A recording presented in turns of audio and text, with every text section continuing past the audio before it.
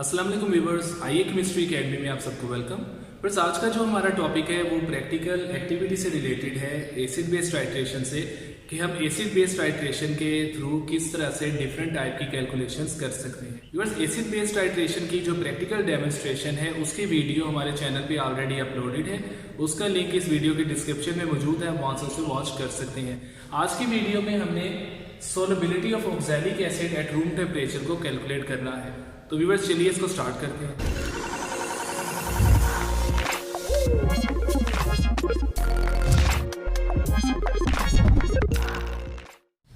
Viewers, इस statement को पहले हम पढ़ लेते हैं कि find out solubility of oxalic acid at room temperature और वॉल्यूमेट्रिकली यानी टाइट्रेशन के through, and we are provided with 0.1 molar sodium hydroxide solution. Friends, सबसे पहले हम डिफाइन कर लेते हैं सोलबिलिटी होती क्या है। सोलबिलिटी होती है maximum amount of solute dissolved in 100 ml of solution at particular temperature. तो यहाँ पे हम टेम्परेचर जो पर्टिकुलर है उसको हमने रूम टेम्परेचर पे रखा हुआ है। तो सबसे पहले हम क्या करेंगे, एक सैचुरेटेड सोल्यूशन ऑक्सैलिक एसिड का बनाएंगे। और वो हम कैसे कर सकते हैं कि हम 20 ml वाटर लेते हैं बीकर में, और उसके अंदर हम स्लोली टर्न बाय टर्न हम थोड़ी थोड़ी अमाउंट में ऑक्सैलिक एसिड को ऐड करते जाएंगे, और तब तक ऐड करेंगे जब तक कि वो डिसॉल्व होता जाए। और जब एक स्टेज ऐसी आ जाए कि फर्दर ऑक्सैलिक एसिड डिसॉल्व ना हो, उस वक्त हमारे पास maximum amount of oxalic acid at room temperature dissolve हो चुकी है और एक saturated solution of oxalic acid बन चुका है। बस हम इस सॉल्यूशन को फिल्टर कर लेते हैं। फिल्टर करने के बाद व्यूअर्स हम क्या करते हैं, 5 ml इस सैचुरेटेड सॉल्यूशन का लेके उसको 100 ml की फ्लास्क में फर्दर डाइल्यूट कर लेते हैं, ताकि हम उससे टाइट्रेशन का प्रैक्टिकल जो है वो परफॉर्म कर सकें। व्यूअर्स, ये पॉइंट आपने माइंड में रखना है कि हमने सैचुरेटेड सॉल्यूशन का 5 ml फर्दर 100 ml तक डाइल्यूट किया हुआ है, ताकि कैलकुलेशन करते हुए हमें इसमें आसानी हो सके। व्यूअर्स, जो डाटा हमें यहाँ पे गिवन है या जो डाटा हम लिख सकते हैं उसको पहले देख लेते हैं कि चूंकि यहाँ पे हमारे पास एक सोल्यूशन एसिड है और एक बेस है, तो जो प्रिंसिपल हम अप्लाई करेंगे that is acid base titration. और फिर जो स्टैंडर्ड सोल्यूशन है उसको हम डिफाइन करते आ रहे हैं कि वो सोल्यूशन जिसकी स्ट्रेंथ का हमें पता होता है उसे स्टैंडर्ड सोल्यूशन कहते हैं। तो वो हमारे पास इस केस में है 0.1 मोलर सोडियम हाइड्रोक्साइड। बस इन दोनों को जब हम रिएक्ट करवाएंगे तो जो केमिकल इक्वेशन हमारे पास आएगी उसको हम यहाँ पे लिख लेते हैं। वो इस तरह से बनेगी, COOH ट्वाइस, ये ऑक्सैलिक एसिड, इसको जब हम रिएक्ट करवाएंगे 2 मोल्स ऑफ सोडियम हाइड्रोक्साइड से, तो ये हमारे पास प्रोडक्ट बनेगी COONA ट्वाइस प्लस 2H2। अब व्यूअर्स, इस बैलेंस केमिकल इक्वेशन से हम मोल रेशियो निकाल लेते हैं। चूंकि एसिड का 1 मोल यूज हो रहा है और बेस के 2 मोल्स, तो यहाँ पे जो मोल रेशियो हमारे पास बनेगी दैट वुड बी 1:2। अब व्यूअर्स, यहाँ पे जब हम इनको टाइट्रेट करवाते हैं तो उस वक्त हम क्या करते हैं, बाय कन्वेंशन हम जो बेस है उसका 10 centimetre cube along with indicator flask में लेते हैं, और जो एसिड है उसको हम ब्यूरेट में लेते हैं, और तब तक इनको हम ऐड करवाते रहते हैं ब्यूरेट से एसिड को, जब तक कि हमारे पास एंड पॉइंट रीच नहीं हो जाता। तो व्यूअर्स, यहाँ पे जब एंड पॉइंट रीच हुआ, हम सपोज कर लेते हैं कि जो ब्यूरेट से एसिड का वॉल्यूम यूज हुआ that is 8.0 centimetre cube, whereas जो हमने बेस का जो फ्लास्क में वॉल्यूम लिया था बाय कन्वेंशन जो हम लेते हैं वो होता है 10.0 सेंटीमीटर क्यूब। फिर यहाँ पे हम लिख लेते हैं कि that is over volume of base. तो फिर ये डाटा आ जाने के बाद सबसे पहले हम इसकी कैलकुलेशन में मोलैरिटी फाइंड करेंगे, और मोलैरिटी फाइंड करेंगे हम ऑक्सैलिक एसिड की, क्योंकि सोडियम हाइड्रोक्साइड की मोलैरिटी हमें पता है, ऑक्सैलिक एसिड की मोलैरिटी हम फाइंड करेंगे। और उसके लिए हम ये फार्मूला यूज करते हैं M1V1/N1 is equal to M2V2/N2। बस यहाँ पे एक जो सेट है इसको हम चूज कर लेते हैं एसिड के लिए, और दूसरे सेट को हम चूज कर लेते हैं बेस के लिए। यहाँ पे व्यूअर्स M1 और M2 जो है ये एसिड और बेस की मोलैरिटीज को रिप्रेजेंट कर रहे हैं रिस्पेक्टिवली, और V1 और V2 जो है ये इनके वॉल्यूम्स को रिप्रेजेंट कर रहे हैं। जबकि N1 है number of moles of acid और N2 है number of moles of base. तो फिर इनकी वैल्यू जब हम पुट करेंगे यहाँ पे तो हमारे पास कुछ इस तरह से आएगा।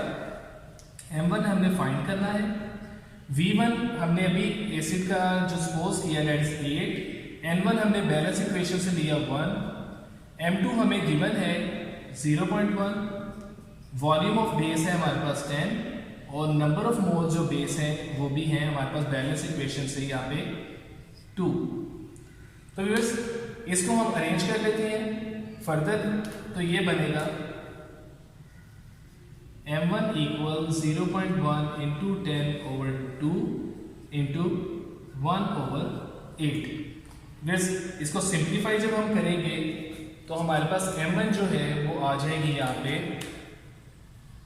0.063, एब्सोल्यूट 0.0625 समथिंग हमने उसको राउंड ऑफ कर लिया 0.063 पे। तो ये हमारे पास मोलैरिटी आ गई। तो हम लिख सकते हैं यहाँ पे कि मोलैरिटी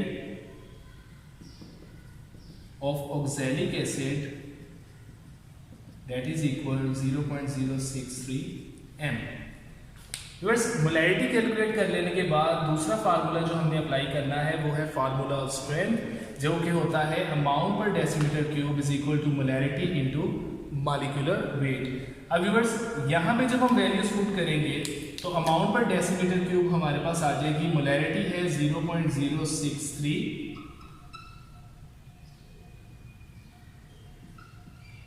इंटू जो वेट होता है ऑक्सैलिक एसिड का दैट इज 126। तो बस ये हमारे पास अमाउंट आएगी 7.938 ग्राम पर डेसीमीटर क्यूब। ये आई है हमारे पास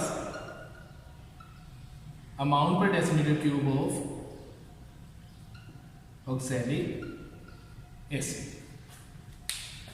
अब व्यूअर्स यहाँ पे पॉइंट आपने नोट करना है कि हमने चूंकि सैचुरेटेड सोल्यूशन जो था हमारे पास उसको हमने डाइल्यूट किया था 100 ml के अंदर। तो हम यहाँ पे इधर इसको अगर 100 में अमाउंट को निकालना चाहिए, क्योंकि ये तो डेसीमीटर क्यूब में है, तो 100 में हम कह सकते हैं कि amount of oxalic acid in 100 ml diluted solution that would be 7.938 divided by 1000 into 100।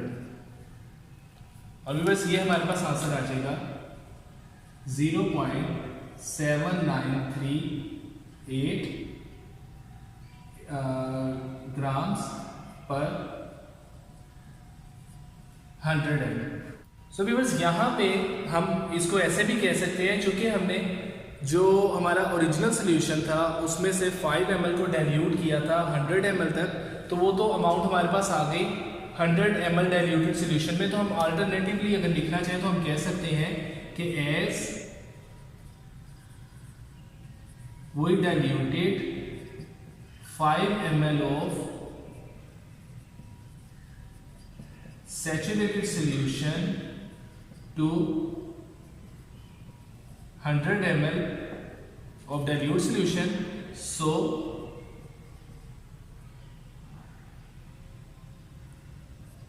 5 ml of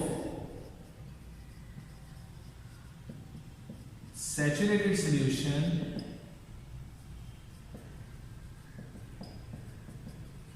contains amount of oxalic acid that is 0.7938 gram.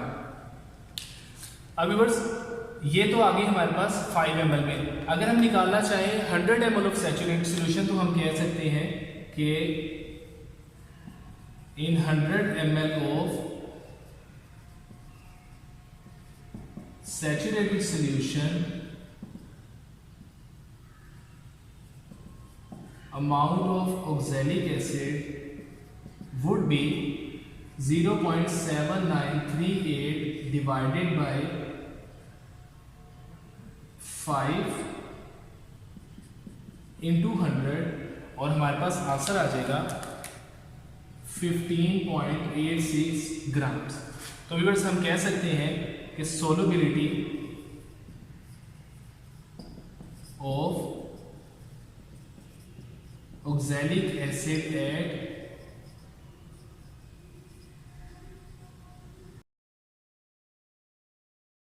room temperature is